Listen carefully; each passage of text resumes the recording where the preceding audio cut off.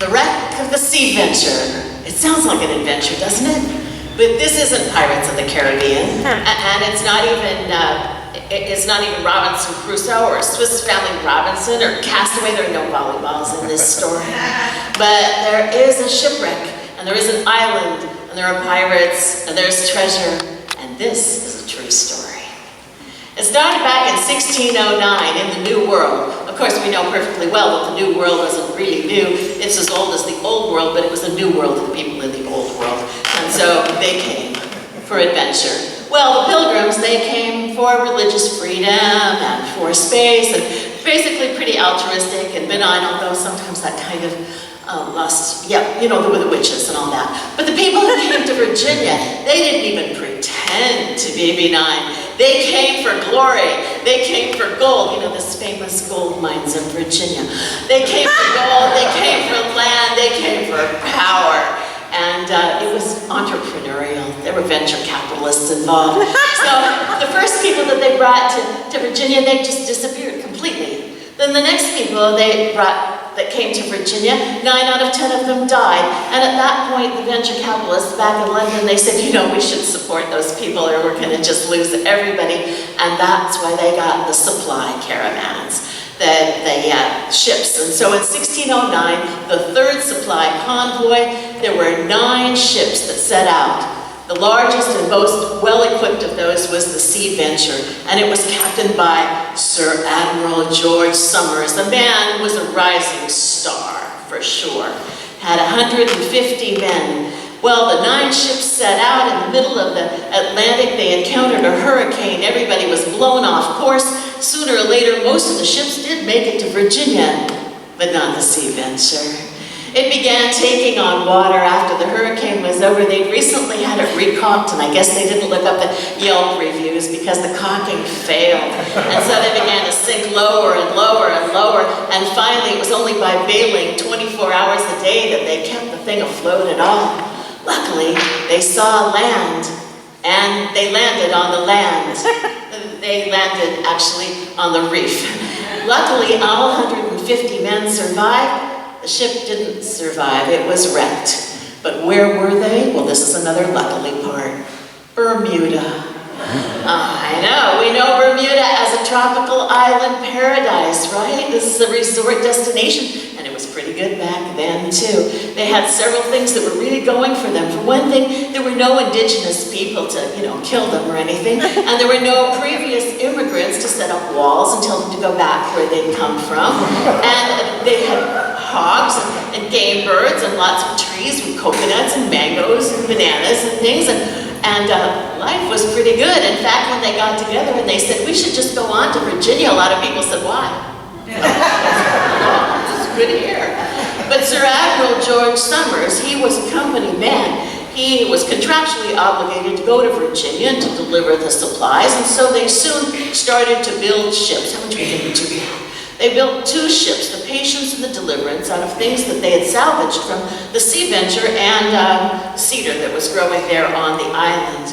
And finally, 10 months later, they took off for Virginia, for Jamestown. All 100, well, no, not all 150, they left 3 men behind. And this is a good time for me to tell you that the star of this story, well, at least the main character of this story, is a man named Edward Waters. It seemed like a no-brainer to me. Deep waters, still waters, wouldn't this be the time to tell you about a sailor whose last name actually was Waters? Though why did he stay behind? There are a couple of versions of that story. One was that simply as a Somers man, because he figured that Somers was a rising star and he was going to rise on the coattails to fame and fortune. That Somers deliberately had him stay behind with a couple of other guys to sort of a placeholder, so that if anybody else landed in Virginia, they could just say, nothing to see here, move along. But there's another story, and that is a little bit darker.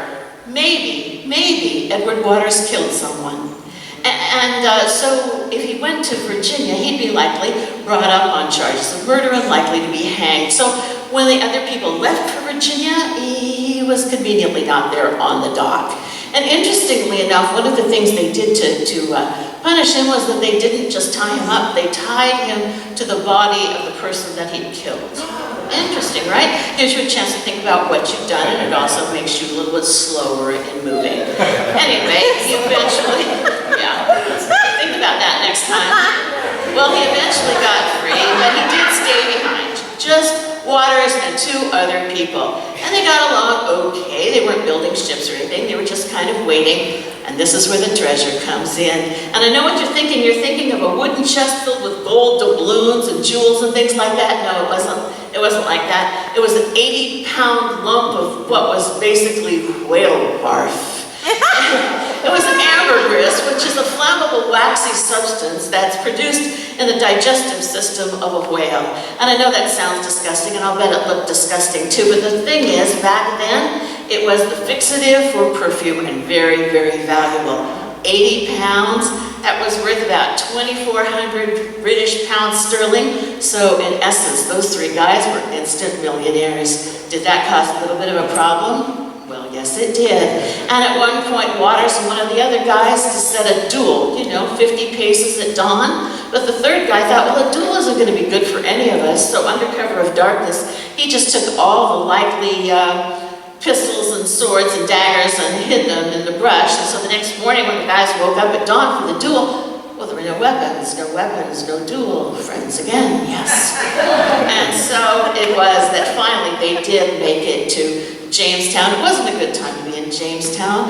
It was a 500-year drought. It was the starving time. People were eating their shoes and their belts and each other, but they were determined to make a go of it. Oh, but I have to tell you first, when they were there, Admiral George Somers did make it back to establish his island paradise.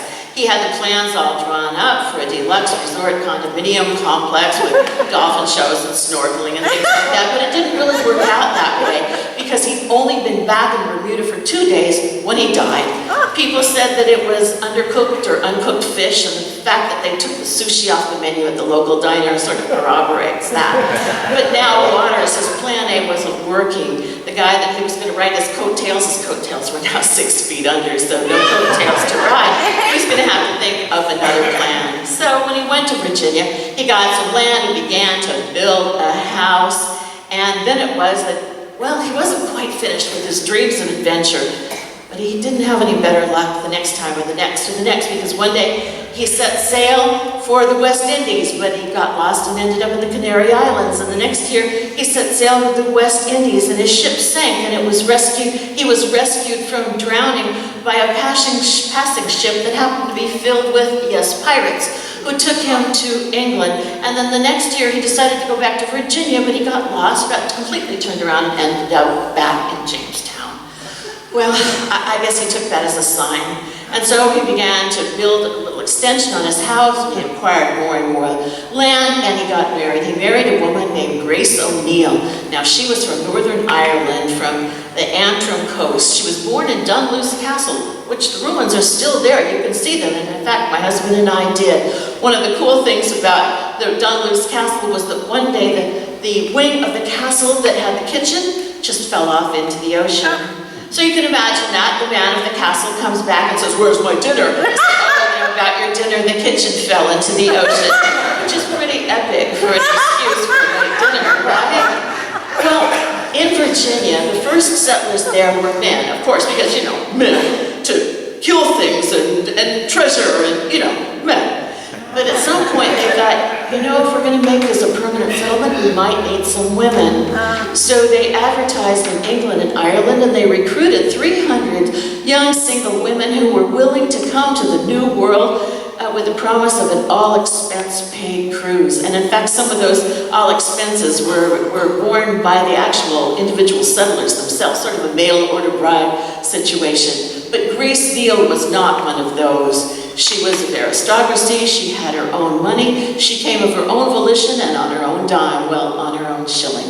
She came to see what she could find, and what she found was Edward Waters, and they were married, and things were looking pretty good for a while. And then there was the Great Indian Massacre of 1622. It started out mostly like sort of a Thanksgiving thing, with everybody eating turkey and passing the cranberry sauce and the stuffing.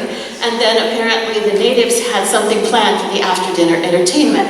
They just grabbed all the carving knives and all the serving spoons and anything else that looked like it could be a weapon, and they killed 345 people. Well, the first report said that Grace and Edward were part of those, but in fact they weren't killed at all, they were just captive. But the Indians were so excited about the success of their massacre that they had a huge celebration. There was a big bonfire, there was singing, there was dancing, there was feasting, there was drinking, there was drinking, there was drinking, and nobody was watching the canoes. So when Grace and Edward noticed an unattended canoe, they made their escape. And that's the last of the excitement that I can tell you about in the life of Edward Waters. He did show up in court from time to time. It was mostly things like, you know, will probate or a boundary dispute or something like that. But at the age of 45, I guess he thought it was time to go back to England and check on his lands there in England and Ireland. And so he did go back and he wrote out his will. And I don't know if those two of those are connected, but then he died. And so he left, he made provision for his wife, Grace, for his daughter, Margaret, and he left all of his lands in England and Ireland and Jamestown to his son, William, everything to his son, William, except for all the tobacco in the basement of his house in Elizabeth City, which he left to his friend, James Pennypacker of Cheapside.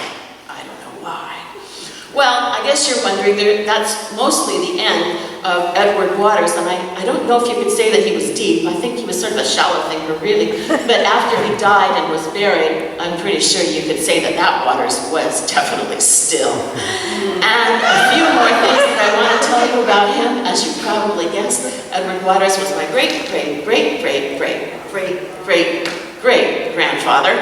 And one more thing that I should tell you is that back in England, there was a man, a writer of some success and renown as a playwright and a poet, and he was coming to the end of his career, but he was looking to write a new play. He was looking for a topic that was on everybody's mind and in all the newspapers and everything, and he was looking for a setting and a plot and characters, and that's how Edward Waters and all the other sailors on the Sea Venture showed up in Shakespeare's The Tempest.